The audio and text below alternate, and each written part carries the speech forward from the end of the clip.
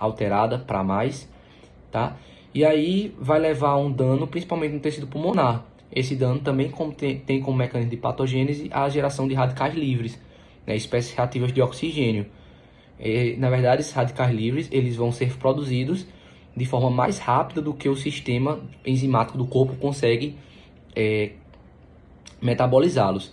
Então, a gente vai ter a catalase, a gente vai ter a superoxidismutase, todos eles vão estar trabalhando, mas a produção de radicais livres vai ser maior. Então, a gente vai ter uma patogênese para essa doença. E aí, no geral, com esse dano tecidual pulmonar, a gente pode ter um quadro de atelectasia, edema, congestão de vias aéreas. Tudo isso por lesão celular direta. Tá? E aí, por exemplo, o edema ocorre por uma reação inflamatória devido à liberação de dumps pelas células lesadas. A atelectasia, todas essas doenças podem ser ocasionadas devido a esse dano celular direto. Por fim, eu trago os efeitos do aumento da pressão parcial do gás carbônico. Então, o gás carbônico, ele, ao passar de uma pressão de CO2 alveolar de 80 milímetros de mercúrio, pode-se desenvolver uma acidose respiratória, certo? Além dos problemas. Qual vai ser a patogênese? Então, a patogênese é que acontece o seguinte: quando a gente aumenta bastante essa pressão de CO2 alveolar, a pressão de CO2 tecidual também aumenta.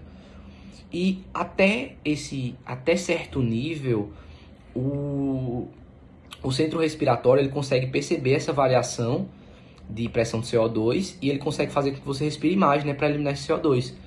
Contudo, quando a pressão de CO2 sanguínea ela aumenta muito, os efeitos inibitórios dessa concentração de CO2 sanguínea alta começam a ser maior do que os efeitos excitatórios do centro respiratório.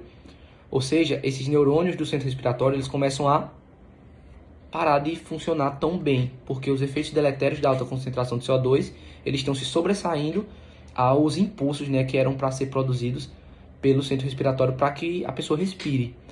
E aí esse centro respiratório ele é inibido pelo esse aumento do CO2 tecidual e, consequentemente, a gente vai ter uma progressão do quadro de aumento de CO2 com repercussões metabólicas. E aí, notadamente, uma acidose respiratória bastante evidente. Então, de forma geral, esses são os efeitos da alta pressão parcial, né? Ou seja, de variações da pressão parcial de gases isolados.